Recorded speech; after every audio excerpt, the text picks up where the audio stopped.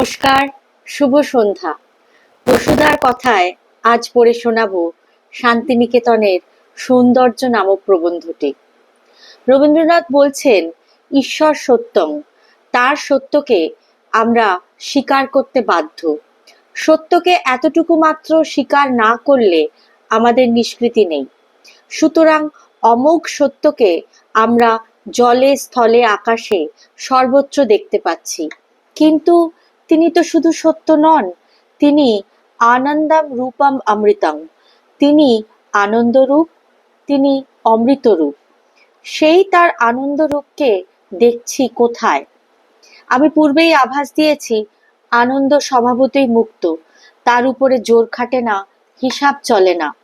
এই কারণে আমরা যেদিন আনন্দের উৎসব করি সেদিন প্রতিদিনের বাধাকে, নিয়মকে শিথিল করে দিই। সেদিন স্বার্থকে শিথিল করি, প্রয়োজনকে শিথিল করি, আত্মপরের ভেদকে শিথিল করি, সংসারের কঠিন সংকোচকে শিথিল করি।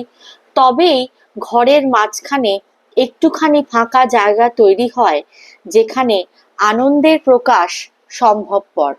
সত্য বাঁধনকেই মানে, আনন্দ বাঁধন মানে না।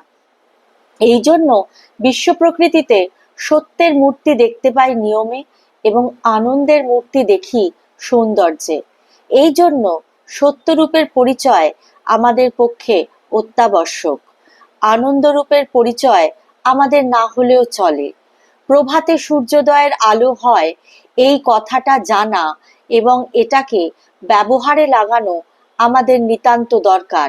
কিন্তু প্রভাত যে সুন্দর, সুপ্রশান্ত, এটুকু না জানলে আমাদের কোনো কাজের কোনো ক্ষতি হয় না।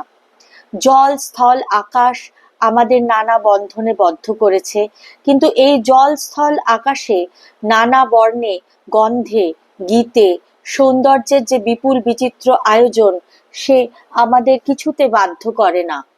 তার দিকে না তাকিয়ে চলে গেলে সে আমাদের অরসিক বলে গালিও দেয় না। অতএব দেখতে পাচ্ছি, জগতের সত্য লোকে আমরা বদ্ধ, সৌন্দর্য লোকে আমরা স্বাধীন।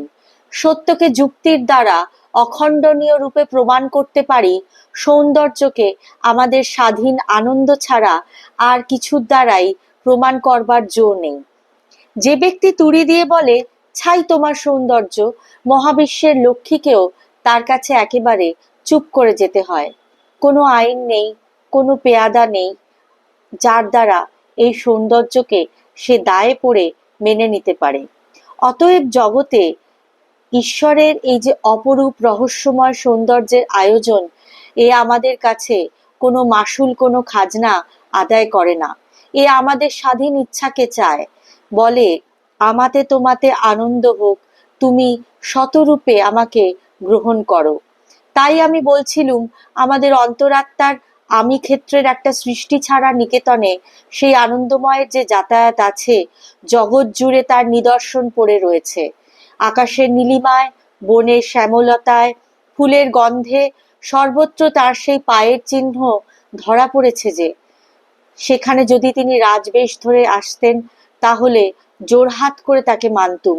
কিন্তু তিনি যে বন্ধুর বেশে ধীর পদে আসেন, একেবারে একলা আসেন, সঙ্গে তার পদাতিকগুলো শাসনদণ্ড হাতে জয়ডঙ্কা বাজিয়ে কেউ আসে না। সেই জন্য পাপ ঘুম ভাঙতেই চায় না, দরজা বন্ধই থাকে। কিন্তু এমন করলে তো চলবে না।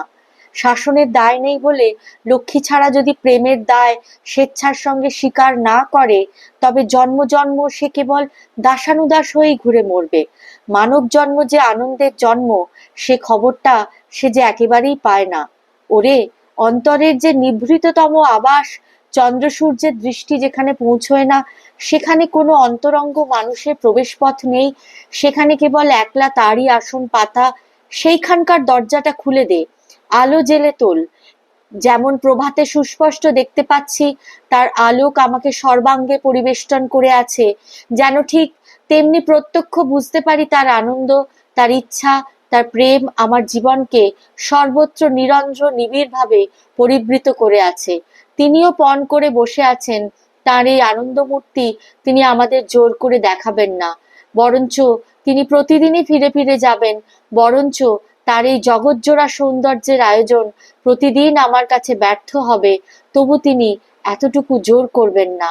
যেদিন আমার প্রেম জাগবে সেদিন তার প্রেম আর লেশমাত্র গোপন থাকবে না। কেন যে আমি হয়ে এতদিন এত দুঃখে দ্বারে দ্বারে ঘুরে মরেছি, সেদিন সেই বিরহ দুঃখের রহস্য এক মুহূর্তে ফাঁস হয়ে যাবে। আশা করি এই অংশ আপনাদের ভালো লেগেছে। বসুধার কথা চ্যানেলটিকে আপনারা লাইক, শেয়ার এবং সাবস্ক্রাইব করবেন, এবং ধীরে ধীরে অনেকেই সাবস্ক্রাইব করছেন, তাদেরকে ধন্যবাদ। যারা আমার সঙ্গে ইন্টারঅ্যাক্ট করছেন তাদেরকে আমার আন্তরিকভাবে আমার ধন্যবাদ জানাই, এবং তাদের কাছ থেকেও আমার অনেক কিছু শেখা হচ্ছে। তো এই শেখানো এবং শেখা এটা যেন চলতে থাকে, আর আপনাদের সঙ্গে যোগাযোগ যেন থেকে যায়। সবাই ভালো থাকবেন, সবাইকে ভালো রাখবেন, আনন্দে থাকবেন, আর নিজের প্রতি সৎ থাকবেন, সবাইকে একটু ভালোবাসবেন। সর্বে ভবন্তু সুখিনা, সর্বে সন্তু নিরাময়া, সর্বে ভদ্রাণি পশ্যন্তু, মা কশ্চিৎ দুঃখ ভাগ ভবেৎ। শুভরাত্রি।